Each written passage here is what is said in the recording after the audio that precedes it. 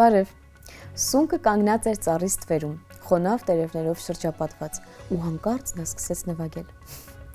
Սա այլաբանական առակի կամ հեքիաթի սկիզբը չէ։ Սա իրական պատմություն է ամենաիսկական անտառային սնկի մասին, ինչպիսի կաճում են բրիտանական Գլոսոփ քաղաքի մոտակայքում, ու այո, այն իրոք երաժշտություն է նվագել։ Այս սյուրռեալիստիկ դրվագի հեղինակներն են Bionic and the Wire's նախագծի մասնակիցները նկարիչ ու ինժեներ Ջոն Ռոսն ու երաժիշտ Էնդի Քիդը։ Նրանք որոշել են ձայնի իրավունք տալ բնությանը, բառացի թույլ տալ սնկերին ու մամուռին խոսել երաժշտության միջոցով։ Ինչպես է դա աշխատում։ Սնկի գլխարկին նրանք ամրացրել են սենսորներով երկու փոքրիկ սեղմակ։ Սենսորները որսացել են միցելիումի կամ սնկամարմինի արտադրած չափազանց թույլ էլեկտրական իմպուլսները։ Սնկամարմինը սնկի ստորգետնյա հատվածն է, բարդ ցանց, նրա յուրահատուկ նյարդային համակարգը, ապա ազդանշանները վերափոխել են փոքրիկ մեխանիկական ակտուատորների շարժման, որոնք ինչպես փոքրիկ թմբկահարներ հարվածել են MIDI ստեղնաշարի ստեղներին։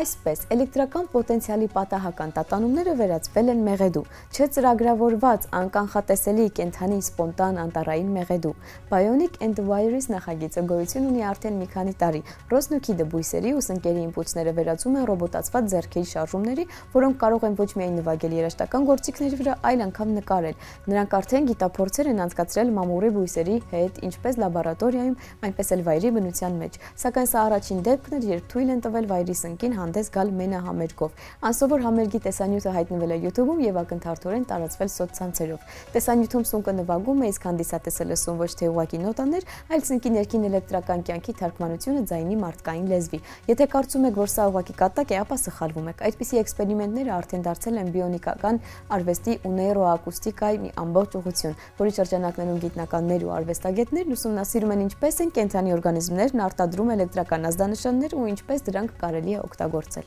Օրինակ, անցյալ տարի տափաստանային սպիտակ սնկերը կառավարում էին փոքրիկ ռոբոտների, փոխելով նրանց շարժման ուղղությունը կախված իրենց էլեկտրական ակտիվությունից։ Ըստ էության, այսպիսի փորձերը ցույց են տալիս, որ մեզ շրջապատող կյանքը բառացի բաբախում է էլեկտրականությամբ ստորգետնյա սնկերից մինչև քառակոսներ, ու երբ գիտությունն այդ ազդանշանները միացնում է տեխնոլոգիաների հետ, մենք սկսում ենք լսել այն, ինչ նախկինում մեզանից թաքցված էր՝ կենդանի աշխարհի երաժշտությունը։ Ամերիկացի հետազոտողները հայտնել են մարդու ամբողջական գենոմի ընթերցման աշխարհում գրանցված ամենամեծ արագության մասին։ Կլինիկական պայմաններում արյունը վերցնելուց մինչև պատրաստի ախտորոշում անցել է 7 ժամից քիչ ժամանակ։ Այս իրական բժշկական գիտափորձն անցկացվել է նորածինների ինտենսիվ թերապիայի բաժանմունքում։ Աշխատանքը ղեկավարել է Բոստոնի մանկական հիվանդանոցի թիմը, Broad Clinical Labs-ի գիտնականների եւ Roche Sequencing Solutions-ի ինժեներների հետ համատեղ։ Արդյունքը կարող է նոր դարաշրջան բացել գենետիկական բժշկության մեջ։ Ինչպես են նրանք հասել ընթերցման նման արագության։ Գաղտնիքը Stratos Genomics ընկերության մշակած ընդլայնման միջոցով սեկվենավորման տեխնոլոգիայի մեջ է։ Բարդ է հնչում, սակայն տեխնոլոգիայի էությունը բավականին պարզ է։ Հետազոտվող DNT-ն ծառայում է որպես շաբլոն ավելի երկար մոլեկուլի էքսպանդոմերի սինթեզի համար։ Այն տասնյակ անգամներ ավելի մեծ է DNT շղթայից ու շատ ավելի հարմար նանոպորային սեկվենավորման միջոցով ընթերցելու համար։ Պրոցեդուրան գրեթե իրական ժամանակում տվյալները վերածում է ընթերնելի քարտեզի։ Գենոմի համահարթեցումը, մուտացիաների ու վարիացիաների հայտնաբերումը տևում է ոչ թե օրեր, այլ րոպեներ։ Գիտափորձի համար հետազոտողները 3 շաբաթում վերլուծել են 15 մարդկային գենոմ։ 7 նորածինների դեպքում արդյունքները պատրաստ են եղել նույն օրը։ Եթե արյունը վերցրել են առավոտյան, ապա ցերեկվա ժամը 3-4-ին եզրակացությունն արդեն պատրաստ է եղել։ Ամենաարագ պրոցեսը, որը ներառել է ընթերցումն ու եզրակացությունը, տևել է 6 ժամ 47 րոպե։ Համեմատության համար ստանդարտ սեկվենավորումը տևում է մի քանի օրից մինչև մի քանի շաբաթ։ Նախորդ սերնդի ռեկորդը պատկանում էր Սթենֆորդի համալսարանին։ Ընթերցումը տևել էր 5 ժամ 2 րոպե, իսկ եզրակացությունը 7 ժամ 18 րոպե։ Այժմ ռեկորդը հաղթահարվել է։ Սակայն հարցը միայն արագությունը չէ։ Այս տեխնոլոգիան թույլ է տալիս առաջին անգամ գենոմի ամբողջական սեկվենավորումն իրականացնել անմիջապես հիվանդանոցում, ոչ թե այլ մասնագիտացված կենտրոնում։ Իսկ դա նշանակում է, որ ապագայում բժիշկները կկարողանան օպերատիվ կերպով ախտորոշել գենետիկական հիվանդությունները ծանր հիվանդների, այդ թվում նորածինների մոտ եւ որոշում կայացնել բառացի նույն օրվա ընթացքում։ Պիլոտային Մատային գիտափորձի ընթացքում երկու նորածնի մոտ հայտնաբերվել են ծանր գենետիկական խախտումներ, տրանսլոկացիա,